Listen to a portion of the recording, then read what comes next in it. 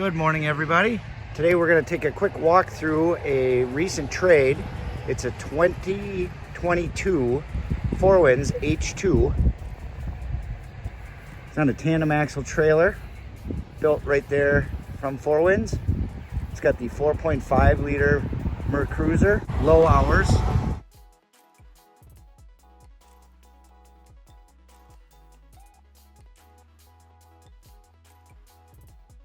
Once we get up inside the boat, you'll see that it has the swim platform mat, nice walk-through transom.